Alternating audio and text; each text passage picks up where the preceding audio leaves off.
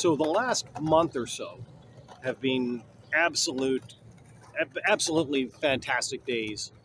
If you happen to be a hater of online influencers, if you in particular happen to be a hater of one Jack Doherty, a little broccoli-haired motherfucker, uh, then these have been wonderful days for you.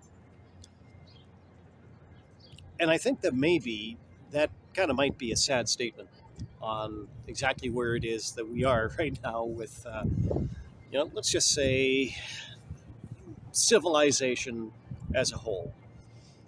I know a lot of people think it's kind of sad in general, just that somebody like Jack Doherty, who is, by basically by any effective measure, this kid's a virus.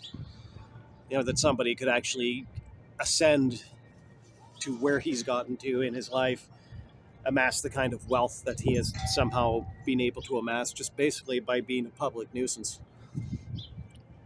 I think a lot of people would say that's a sad statement on where we are as a civilization, and I don't at all necessarily disagree with that. But at the same time, I kind of feel like you look at some of the things that have happened to this kid more recently,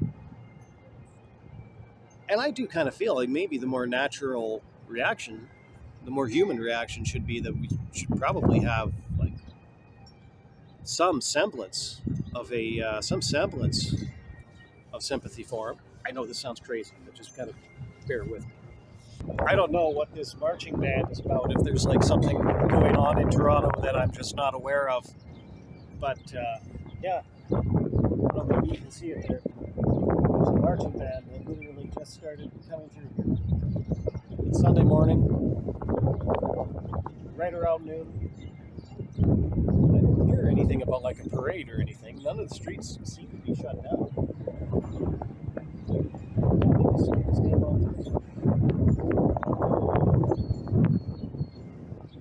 It is cool though. But anyway, so as I was saying,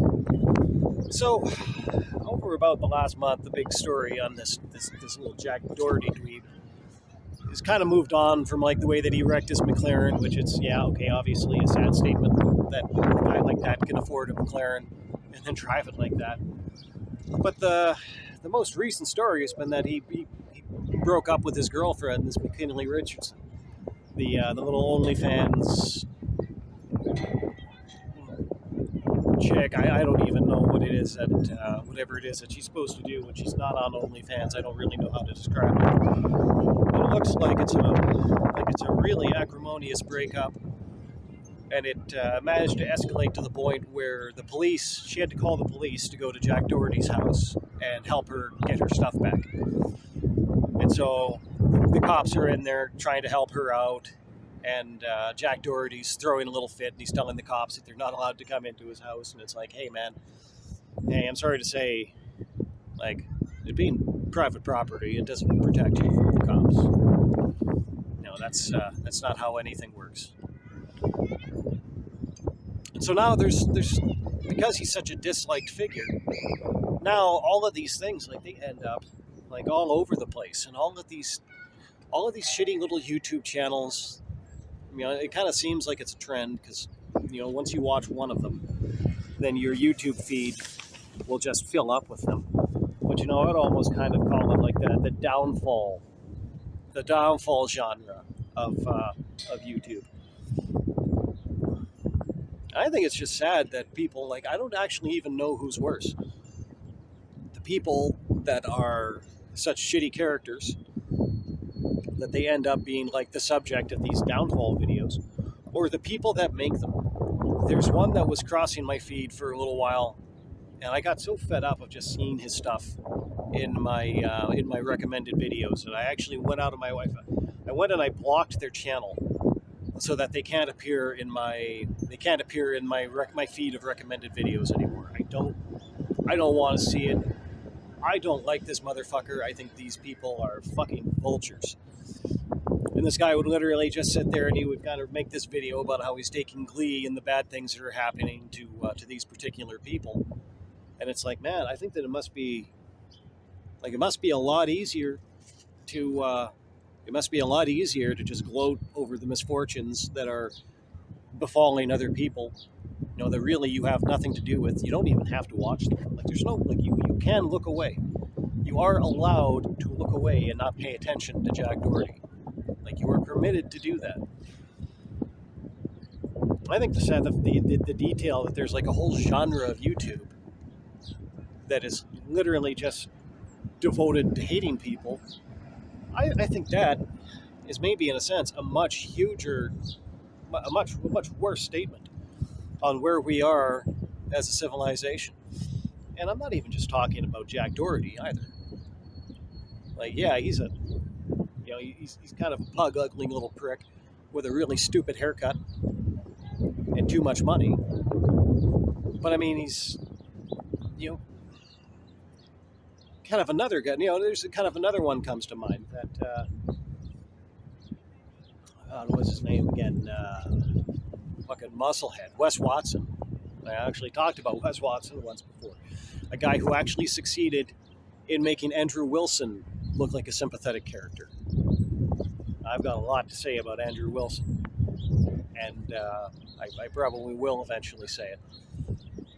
But I mean, like watching his content, watching the content related to him, rather, I should say, and the situation with the guy that came to that gym in Miami looking for him, like looking to have a fight with him, and the people that are commenting on it, and it's like, so basically the story, if you're not aware of it, like he was getting annoyed with people that were trying to what's the word they were using, gadoosh, like basically people that were picking on him, criticizing him on the internet, and so he was challenging people to show up at his gym and fight him. And one person did take him up on that invitation, and this guy got he got the crap kicked out of him. Not just by Andrew Wilson, but by like Andrew Wilson and like three other guys, and now pardon me, not Andrew Wilson, Wes Watson, I should say, Wes Watson and three other guys. And so now Wes Watson is up on all of these charges, and it looks like he's going to go back to jail, because he's been to jail, because his whole claim to fame is that he's been to jail. He's like one of these prison to influencer weirdos that honestly that chills my bones, to be honest. That just boils my blood, the fact that people actually think that's a good idea. That you actually want to take like advice on how to like do business and live your life from people who have been to jail and are proud of that. Oh, that's a little disconcerting. It's a little disturbing. But anyway, it looks like he's back on his way to jail, and lots of people are gloating about how he's on his way back to jail. But you don't see any of these people stepping up to take responsibility for the role that they played in engineering that whole situation, where you had this great big black dude, I think he called him like a 7-foot street-looking motherfucker. And this guy is, like you can see it in the videos, this guy is pretty big. But all of the people that targeted him, that targeted Wes Watson with this relentless, just constantly, with this relentless barrage of content, like making fun of him, criticizing him is completely legitimate, by the way, as long as it's actual criticism. But there was like this relentless barrage, and they kind of engineered this whole situation. They gave these people the idea that this was somebody that they wanted to get into it with. And then when he was basically telling people, hey, come fight me, these were people that were telling people, hey, it's a good idea, you should go do that. You should go do that, and you should go film it. And then you should put that video on the internet. And then it turns out that really what it is, it's like a video of them getting their own ass kicked. And these people have gotten awfully quiet about the role that they played about putting that guy, this very suggestible, as I understand it, this guy is autistic. The guy who is the victim in this, victim I think is a strong word. But the guy who got his, the guy who's got his shit rocked in that, he's a very impressionable guy. And these people played a role in that whole thing happening, and I don't hear any of them stepping up to say, hey, you know what? Maybe maybe it was a bad idea for us to put somebody up to this. But I mean, for those people to do that, I think it would have required them to be a little bit more self aware about their own failings rather than just relentlessly obnoxious about the significant personal failings of the people that they target. There's a huge difference between making like substantive criticisms of people like Wes Watson or people like Jack Doherty that people can actually use to make the world a better place. And just quite frankly, just being a little internet shit stain, just like a little vulture, just kind of picking at the bones of these, just picking at the bones of these people's lives. And I think that it is tremendously sad that people can actually garner themselves a huge amount of attention by doing that, and then take so little responsibility for the harm that they actually end up legitimately causing in the end by doing this kind of stuff. And speaking for myself personally, I feel like I would kind of love to see the downfall of like internet downfall content. I think that we've had enough. It never had a good purpose. Doesn't have one now. It doesn't serve a good purpose. And I think that it's a good time for that kind of thing to go away.